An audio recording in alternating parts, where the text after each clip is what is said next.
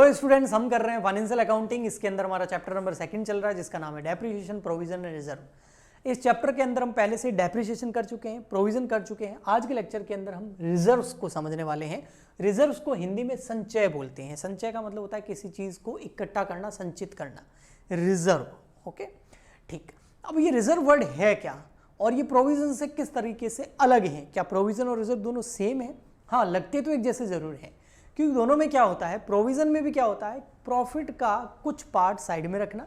Reserve में भी हम यही करते हैं, प्रॉफिट का कुछ पार्ट साइड में रख देते हैं। लेकिन दोनों में डिफरेंस है। हाँ बिल्कुल है। क्या है? प्रोविजंस के अंदर क्या होता है कि फ्यूचर में जो लॉस होने वाला आता है, केवल उसकी भरपाई के लिए हम प्रॉफिट का कुछ हिस्सा साइड में रखते हैं। और अगर प्रॉफिट नहीं भी हो, लॉस हो रहा है, तो भी कुछ हिस्सा साइड में रखा जाता है प्रोविजंस के केस में। बट रिजर्व के केस में ऐसा नहीं होता। रिजर्व जरूरी नहीं है कि फ्यूचर में किसी होने वाले एक्सपेंस की भरपाई के लिए साइड में रखा जाए, ऐसा कोई जरूरी नहीं है। रिजर्व इसलिए साइड में रखा जाता है ताकि वो कंपनी के काम आ सके। प्रॉफिट ज्यादा है थोड़ा, तो थोड़ा सा साइड में रख दिया, बाकी का जो शेयर होल्डर्स हैं या जो ऑनर्स हैं या पार्टनर्स हैं उनमें प्रॉफिट बांट दिया, लेकिन कुछ साइड में रख दिया ताकि कंपनी के लिए वो काम आए। ऐसा कोई लॉस है नहीं, लेकिन फिर भी साइड में रखते जाते हैं। कोई उसका विशेष ऑब्जेक्टिव नहीं है, कोई उद्देश्य नहीं है। और सेकेंड पॉइंट, अगर लॉस हो रहा है तो रिजर्व बनेगा ही नहीं, लेकिन प्रोविजन लॉस के केस में भी बन सकता है। तो ये कुछ दो डिफरेंसेस हैं जो आपको प्रोविजन और रिजर्व को समझने में हेल्प करेंगे। अब हम बात करते हैं प्रोविजंस के अंदर एक पॉइंट की कि प्रोविजंस तो हो गए, सॉरी, रिजर्व्स के अंदर एक पॉइंट की, रिजर्व्स कितने टाइप के होते हैं। तो रिजर्व्स जो होते हैं वो 3 टाइप के हो सकते हैं। फर्स्ट आता है आपका स्पेसिफिक रिजर्व। ये स्पेसिफिक रिजर्व जो होता है ना, ये कुछ हद तक प्रोविजन जैसा होता है, क्योंकि ये जो हम प्रॉफिट का कुछ हिस्सा साइड में रख रहे हैं उसका कुछ ना कुछ स्पेशल ऑब्जेक्टिव होता है, विशेष उद्देश्य होता है। तो ये कुछ ना कुछ प्रोविजन जैसा हो सकता है। अब ये स्पेसिफिक रिजर्व के अलावा जो है सेकंड नंबर होता है जनरल रिजर्व।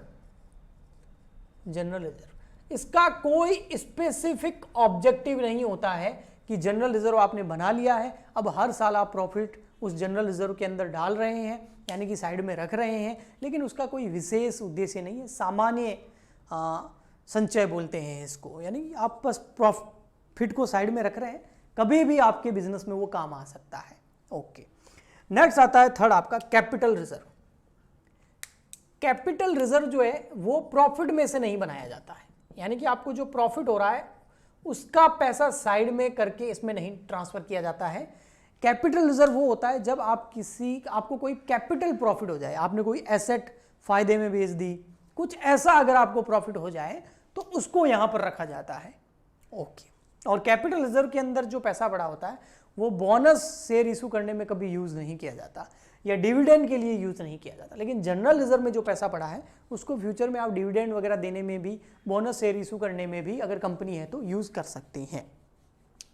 ओके, संचय कैपिटल रिजर्व में बहुत सारे रिजर्व्स होते हैं, बट उस बारे में हम डिटेल में यहाँ बात नहीं करेंगे।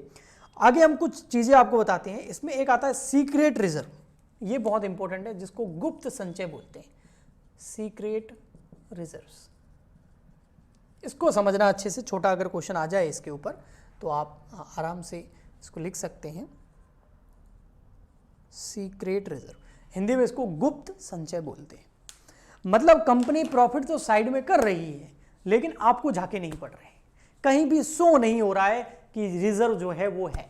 वैसे general reserve, PNL, dividend equalisation reserve, specific reserve को या कैपिटल रिजर्व जो है वो कंपनी की बैलेंस शीट में लायबिलिटी साइड में शो होता है, शेयर होल्डर फंड के अंदर, अगर आप कंपनी की बैलेंस शीट जानते हैं तो। बट यहां पर जो हमारा सीक्रेट रिजर्व होता है ये कहीं भी शो नहीं होता है, क्योंकि इसका नाम ही क्या है, सीक्रेट। तो कैसे शो होगा, लेकिन होता जरूर है। कंपनी इसको क्रिएट कैसे करती है, जनरेट कैसे करती है, प्रॉफिट को साइड में कैसे करती है, छुपा करके, उसकी अकाउंटिंग ना करके। तो इसके बहुत सारे तरीके हैं। कंपनी क्या करती है, एसेट की जो वैल्यू बढ़ रही है, यानी कि एसेट इंक्रीज हो गई लेकिन इंक्रीज करके दिखाया नहीं, लायबिलिटी कोई डिक्रीज हो रही है लेकिन उसको डिक्रीज किया नहीं, कुछ ऐसा करके। फॉर एग्जांपल के लिए कंपनी को डेप्रिसिएशन लगाना चाहिए 15%, लेकिन कंपनी लगा रही है 20%, तो आपका पैसा 20% साइड में हो रहा है ना, तो 5% जो एक्स्ट्रा पैसा आपने साइड में किया है, प्रॉफिट साइड में किया है, वो आपका एक तरह का सीक्रेट रिजर्व है। ओके, सीक्रेट रिजर्व क्रिएट करना चाहिए या नहीं करना चाहिए, लीगली अलाउ होता है या नहीं? तो कंपनीज एक्ट 2013 बोलता है कि किसी भी कंपनी को सीक्रेट रिजर्व क्रिएट जनरेट नहीं करना चाहिए जब तक लॉ उसको परमिशन ना दे।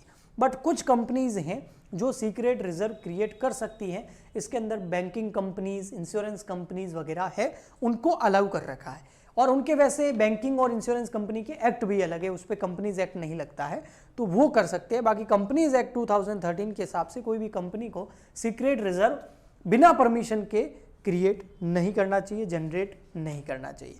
फिर लास्ट पॉइंट आता है आपका, एक होता है रिजर्व फंड, एक होता है रिजर्व और एक होता है रिजर्व फंड। दोनों में क्या डिफरेंस है? रिजर्व फंड, ये छोटे छोटे पॉइंट है, लेकिन आप जब अकाउंटिंग करते हैं, किसी डिफिकल्ट चैप्टर के अंदर जाते हैं, तो ये छोटे मोटे पॉइंट्स, टॉपिक्स आपको बहुत हेल्प करते हैं क्योंकि आप इनके बारे में अच्छे से जानते हैं। तो रिजर्व फंड क्या होता है? रिजर्व फंड और रिजर्व में इतना डिफरेंस है, ये सारे रिजर्व्स जो है, अगर ये कंपनी के अंदर ही, बिजनेस के अंदर ही पैसा पड़ा रहे, चाहे वो स्पेसिफिक रिजर्व हो, जनरल रिजर्व हो, कैपिटल रिजर्व हो या सीक्रेट रिजर्व, आपने पैसा साइड में कर लिया और उसको आप बिजनेस में ही यूज कर रहे हैं, तो ये रिजर्व्स हो गए। लेकिन अगर आप इन रिजर्व्स को बाहर कहीं इन्वेस्ट कर रहे हैं, अपनी कंपनी में, अपने बिजनेस में यूज ना करके बाहर कहीं इन्वेस्ट कर रहे हैं, तो उसको रिजर्व फंड बोलते हैं। जैसे सिंकिंग फंड आपने नाम सुना होगा, है ना, तो वो यहीं से निकल के आते हैं। सो इसी के साथ में हमारा ये चैप्टर तो कंप्लीट हो गया, चैप्टर नंबर 2। नेक्स्ट चैप्टर हम स्टार्ट करेंगे।